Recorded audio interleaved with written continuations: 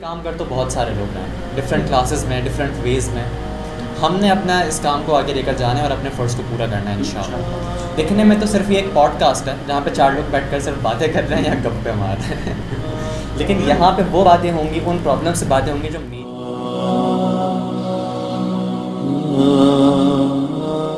السلام علیکم اسکواڈ. وعلیکم السلام. وعلیکم السلام. کیا حال ہے؟ الحمدللہ. کیا چل رہا ہے آج کل؟ ٹھیک ٹھاک. ہاؤس آف چل رہی ہے. آپ کی کلاسز کا کیا ہے؟ شیڈیول چل رہی ہے؟ الحمدللہ بہتر ہیں, چل رہی ہیں, اچھی چل رہی ہیں. مطلب میری اچھی چل رہی ہیں, میری طرح ہی چل رہی ہے. مطلب روزانہ نیت کرتے ہیں کہ صبح جا کے مریض دیکھنے اور رات میں نیت خراب ہو جاتی ہے اور پھر کمبل اور بستر. نہیں, ہماری نیت درست ہے, آپ درست کر لیں. مال کا دار و مدار نیت پر. میں بول رہا ہوں بالکل کہ جو ہے وہ نیت ٹھیک ہو جائے. تو بیک ٹو دا ظفر بھائی, 3 کوسچنز اور جواب نیکسٹ سٹنگ. اوکے, چلو شکر ہے آج تو آپ کو کال کر کے بلانا نہیں پڑا, خود آ گئے. تڑپ بھی ایسی ہے. اچھا یار, جیسے میں نے آپ لوگوں کو پچھلی دفعہ بتایا تھا کہ think outside the box تو ایک پرسنل تھاٹ پروسیس ہے جس سے میں کافی ٹائم سے گزرا ہوں, لیکن یہ تھاٹ پروسیس باقی سب سے بہت زیادہ ڈفرینٹ ہے. Think outside the box ایک ایسا میڈیم ہے جہاں سے ہم وہ باتیں کنوے کریں گے ہمارے ریلیجن, ہماری کور ویلیوز, ہمارے کلچر سے ریلیٹڈ, جو کہ ہماری یوتھ ماڈرنائزیشن کے چکر میں بہت پیچھے چھوڑا ہے. ماڈرنائزیشن کے چکر میں ہم ویسٹ کے پیچھے اس قدر آگے نکل گئے ہیں کہ اب ہمیں ہماری کور ویلیوز قید اور ظلم لگتی ہیں. یار کیا بات کر دی ظفر بھائی. ادھر مجھے وہ نا اقبال کا جواب شکوہ کا ایک شعر بہت اچھا یاد آ گیا کہ اقبال نے کہا تھا کہ وہ زمانے میں معزز تھے مسلمان ہو کر اور تم خوار ہوئے تارے کے. مطلب اگر یہ شاید انہوں نے اس وقت آج کی لوگوں کے لیے کہا تھا تو اس میں کوئی غلط وہ نہ ہوگا. اور آپ نے بات کی یوتھ کی, تو میں ذرا یوتھ کے اس سے تھوڑا سا اسٹیٹس اور ایک فیکٹ فگرس بتا دوں کہ پاکستان کی پاپولیشن اگر ہم 2016-2017 کی بات کریں تو تقریباً 63% پاکستان کی پاپولیشن یوتھ ہے. 63%. مطلب اگر میں اس کو ایک ایج لمٹ میں کر دوں تو یہ تقریباً 15 سے لے کے 33 ایئرز آف ایج کے لوگ ہیں جی, جو 60% ہے. 63%. Are you serious? Exactly 63%. اور یہ میں 2016-17 کی بات کر رہا ہوں جو کہ ابھی 6 سال پہلے زیادہ ہوئی ہوگی. بالکل ٹھیک ہے. اور اگر یہی بات میں ایک 2020 میں ایک سروے ہوا, اس پہ رینکنگ کے لحاظ سے دیکھا گیا تو اس میں پاکستان کا رینک 20 ہے اسمارٹ فون یوزرس کے لحاظ سے. مطلب مور دین 30 ملینز لوگ پورے ورلڈ میں جی جو اسمارٹ فون یوز کر رہے ہیں. انڈیا اور بنگلہ دیش ہم سے اوپر ہے کہ انڈیا کی پاپولیشن بھی زیادہ ہے, ٹھیک ہے. تو اس اور اس کے علاوہ اگر ورلڈ وائڈ دیکھا جائے نا تو تقریباً اٹس اباؤٹ 8 بلین پاپولیشن. اور 8 بلین میں سے مور دین 83% آف پاپولیشن جو ہے نا وہ smart phone user, smart phone کا ایکسیس ہے ان کے پاس, ٹھیک ہے. اور مور دین 91% جو ہے نا وہ کسی بھی قسم کے فون کے ساتھ اٹیچ ہے, کسی بھی قسم. 91%. مطلب کہ اس وقت آلموسٹ ورلڈ کسی نہ کسی طریقے سے کنیکٹڈ ہے, ایک دوسرے سے کنیکٹڈ ہے.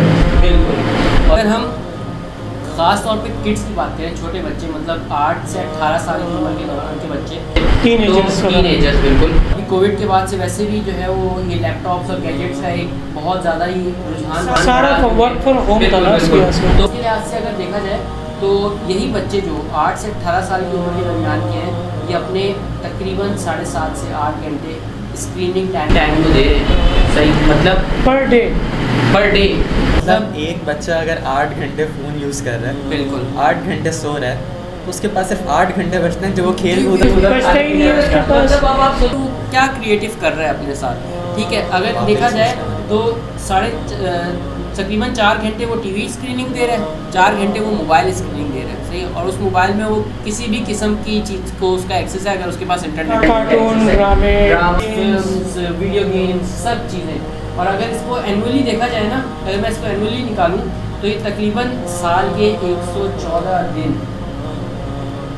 تقریباً 35% کے اراؤنڈ ہے یہ فگر, کہ اپنے سال کا 35% وہ ویسٹ کر رہا ہے صرف موبائل فون انٹرٹینمنٹ. 114 دن موبائل فونس کے اندر یوز کر رہا ہے, 100 دن سوتے ہوئے گزار رہا ہے. 50 دن ویکینڈس میں گزار رہا ہے, 2 دن رہ گئے جس میں سے ایک دن اس کی برتھ ڈے ہے, پھر ایک دن بچے گا, اس میں بندہ کیا کرے اب پورے سال میں ایک ہی دن بچتا ہے, اس کا مطلب یہی وہ یوتھ ہے جس نے آگے جا کر بہت بڑے بڑے فرمز میں بہت بڑی بڑی جگہوں پر سرو کرنا ہے, جس نے فیوچر برائٹ کرنا ہے, جس نے قوم بنانی ہے یار.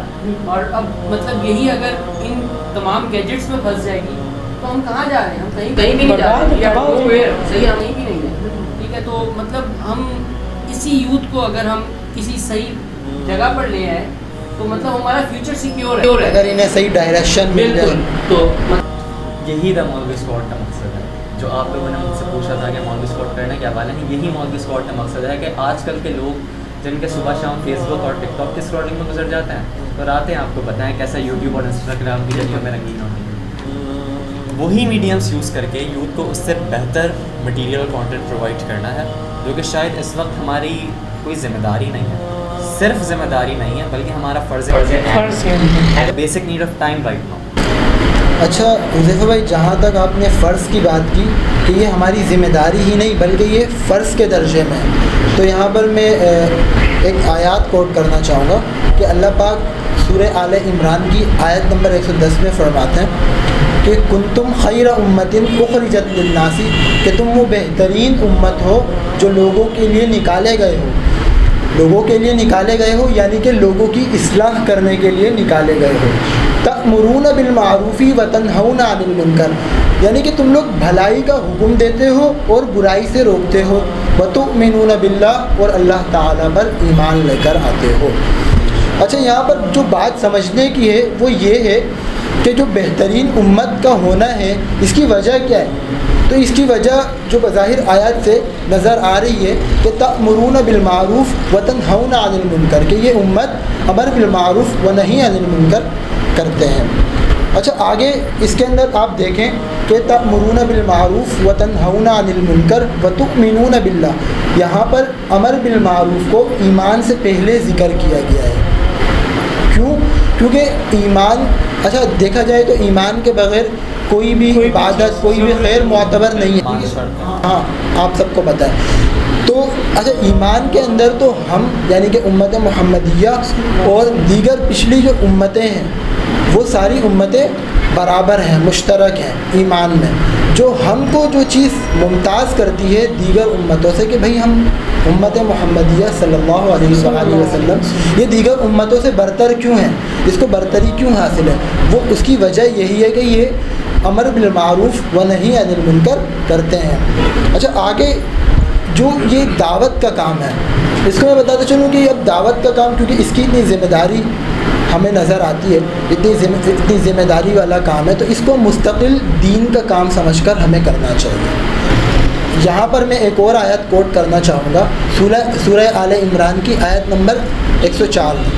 اللہ تعالیٰ فرماتے ہیں وَلْتَكُمْ مِنْكُمْ أُمَّةٌ يَدْعُونَ إِلَى الْخَيْرِ وَيَأْمُرُونَ بِالْمَعْرُوفِ وَيَنْهَوْنَ عَنِ الْمُنْكَرِ وَأُولَٰئِكَ هُمُ الْمُفْلِحُونَ, کہ جو امر بالمعروف و نہی عن المنکر کرتے ہیں یہی لوگ تو ہیں جو نجات کو پانے والے ہیں, یعنی کہ یہی لوگ فلاح پانے والے ہیں, اپنی مراد کو پہنچنے والے ہیں. اسی طرح اور بھی بہت ساری آیات ہیں, جیسا کہ 24ویں پارے میں سورہ حامیم مسجدہ میں آیت نمبر 33 میں اللہ تبارک تعالیٰ ارشاد فرماتے ہیں اعوذ باللہ من الشیطان الرجیم ومن احسن قولا ممن دعا الی اللہ, بہترین کلام اس شخص کا ہے ممن دعا الی اللہ جس نے اللہ کی طرف لوگوں کو بلایا. اور ایسی بھی بہت ساری احادیث بھی ہیں, احادیث مبارکہ ہیں جن میں آپ صلی اللہ علیہ وسلم نے ہمیں اس کی ترغیب دی ہے, وہ بھی آپ لوگوں نے بہت ساری پڑھی ہوئی ہوں گی, جسے خیرکم من تعلم القرآن وعلمہ, کہ تم میں سب سے بہترین شخص وہ ہے جس نے قرآن سیکھا اور سکھایا. اور ایسے ہی بلغوا عنی ولو آیا, اب یہ جو بلغوا کا لفظ ہے اس کا میں ترجمہ آپ لوگوں کو بتا دوں کہ پہنچاؤ لوگوں تک میری باتیں حالانکہ وہ چھوٹی سی بھی کیوں نہ ہو. اب جو یہ بلغوا کا لفظ ہے یہ امر کا صیغہ ہے, یہ عربی لغت کا اس کا کہتے ہیں امر کا, اور اس کا جو مطلب لیا جاتا ہے وہ وجوب کے درجے پہ لیا جاتا ہے. کہ مطلب آپ سے اگر کوئی کام کہا جاتا ہے کہ بھائی تم پانی لے کر آؤ, تو یہ وجوب کے اس پر آتا ہے, یہ امر کا صیغہ آتا ہے, ایک حکم دیا جاتا ہے, ایک حکم دیا جاتا ہے. مطلب ابھی جیسے آپ نے یہ بتایا ہے خیرکم من تعلم القرآن وعلمہ بلغوا عنی ولو آیا, یہ تو شاید میں اپنی اسلامیہ کی کتاب میں بچپن سے پڑھتا آ رہا ہوں، اور ہر جمعے کے خطبے میں بلغوا عنی ولو آیا، جی ہاں، ہر جمعے کے خطبے میں سنتا ہوں، لیکن کبھی میں نے اس طرف سوچا ہی نہیں، اس طرف میری سوچ ہی نہیں گئی کہ میں اس کو اس ڈائریکشن میں اس وے میں جا کے سوچا۔ صرف آپ کی بات نہیں ہے، باقی بھی بہت سے لوگ ہیں جو اس چیزوں کو صرف سنتے ہیں، ایک کان سے سنتے ہیں دوسرے کان سے نکالتے ہیں، اس چیز پہ غور نہیں کرتے کہ اس چیز پہ ہمیں ان حدیث مبارکہ میں یا ان قرآن مجید کی جو آیات مبارکہ ہیں ان میں ہمیں حکم کیا دیا جا رہا ہے۔ اسی طرح جیسا کہ آپ صلی اللہ علیہ وآلہ وسلم کے آخری حج کے موقع پر جب وہ خطبہ دے رہے تھے حجاج اکرام سے، تب انہوں نے فرمایا کہ قیامت کے روز اللہ تعالیٰ آپ لوگوں سے پوچھیں گے میرے متعلق کہ کیا میں نے آپ لوگوں تک پورا دین پہنچایا کہ نہیں پہنچایا۔ تب صحابہ اکرام رضی اللہ عنہم اجمعین فرمائیں گے کہ ہم اس بات کی گواہی دیں گے کہ آپ نے بالکل مکمل دین ہم تک پہنچایا۔ تب آپ صلی اللہ علیہ وسلم نے اپنی شہادت کی انگلی آسمان کی طرف اٹھائی اور 3 مرتبہ یہ کلام فرمایا اللہ تبارک تعالیٰ کو مخاطب کرتے ہوئے کہ یا اللہ پاک آپ گواہ رہنا، یا اللہ پاک آپ گواہ رہنا، یا اللہ پاک آپ گواہ رہنا۔ دیکھیں اس طرح انہوں نے کہا اسی خطبے کے کنٹینیو میں آپ صلی اللہ علیہ وآلہ وسلم نے دوبارہ صحابہ کو مخاطب کر کے کہا کہ آپ جو حاضرین ہیں وہ میرا پیغام غائبین تک پہنچا دیں۔ صحیح کہ مطلب جو لوگ حج کرنے نہیں آ سکے تھے اس وقت ان تک آپ میرا پیغام پہنچا دیجیے گا، اللہ کا پیغام پہنچا دیجیے گا۔ اس سے یہ بات واضح ہوتی ہے کہ یہ کسی خاص طبقے کا فرض نہیں ہے۔ اب یہ آپ صلی اللہ علیہ وسلم نے پوری امت کو یہ دے دیا کہ اب آپ نے جو ہے وہ جو لوگ آئیں گے ان تک میرا اور اللہ کا پیغام آپ لوگوں نے پہنچانا ہے۔ تو اور دیکھیں اب قرآن پاک کی مختلف مقامات پر مختلف آیات ہیں، مختلف احادیث ہیں جو کہ اس چیز کی تائید کرتی ہے۔ تو مطلب جس چیز کا بار بار حکم دیا جائے نا تو اس پہ آپ یہ امپورٹنٹ سمجھ آ جانی چاہیے کہ اتنا امپورٹنٹ ہے وہ کام۔ تو سوال اباؤٹ کہ بھائی آپ نے یہ کام کرنا ہے، یہ فرض کے درجے کا کہا جاتا ہے کہ جو چیز آپ کے پاس آئی ہے آپ کو تھوڑا بہت علم ہے، اب اس چیز کو ڈلیور کرو تاکہ اس سے بشرط ہے کہ وہ بالکل سچ ہو۔ کیونکہ بے شک اس کے اندر یہ ہے کہ آپ اس دین کو، کیونکہ اس دین کی امپورٹنس ہے، فرض کے درجے میں آپ کو لوگوں تک پہنچانا ہے تو آپ اس دین کو سیکھیں اور لوگوں تک پہنچائیں۔ ان نٹ شیل اگر ابھی میں بات کروں کہ think outside the box اس وقت ایک سوچ اور ایک نظریے کا نام ہے جس کا تم آلویز اسکواڈ مل کر پریکٹیکل امپلیمنٹیشن اور تعبیر کریں گے۔ یہ کام کر تو بہت سارے لوگ ہیں ڈفرینٹ کلاسز میں، ڈفرینٹ ویز میں۔ ہم نے اپنا اس کام کو آگے لے کر جانا ہے اور اپنے فرض کو پورا کرنا ہے انشاءاللہ۔ دکھنے میں تو صرف یہ ایک پوڈ کاسٹ ہے جہاں پہ 4 لوگ بیٹھ کر صرف باتیں کر رہے ہیں یا گپے مار رہے ہیں، لیکن یہاں پہ وہ باتیں ہوں گی، ان پرابلم سے باتیں ہوں گی جو میری، آپ کی اور ہم سب کے ڈیلی لائف کے پرابلم، ہم سب کی ڈیلی لائف کا پارٹ ہے۔ اور یہی وہ چیز ہے جو اس تھنکنگ کو آؤٹ سائڈ دا باکس لے کے جائے گی کہ یہ ایک کسی پرٹیکولر تھنکنگ سرکل میں محیط نہیں ہے، ایک مخصوص دائرے کے اندر نہیں ہے، بلکہ اس مخصوص دائرے سے نکل کر ہر اس چیز کو کور کرے گی جس سے آج تک ہم بھاگتے آئے ہیں یا ہم ماڈرنائزیشن کے چکر میں اس کو بھول چکے۔ اچھا ہم یہاں بیٹھ چکے ہیں، ہم نے ارادہ کر لیا ہے ایک اچھے کام کا، آگے کا کیا پلان ہے؟ موسم بھائی آپ کو پھر سے جلدی ہو گئی ہے، صبر کریں جناب، ابتدائے عشق خیر ہوتا ہے کیا، آگے آگے دیکھیے ہوتا ہے۔ ملتے ہیں آپ سے انشاءاللہ، اللہ حافظ۔ اللہ حافظ۔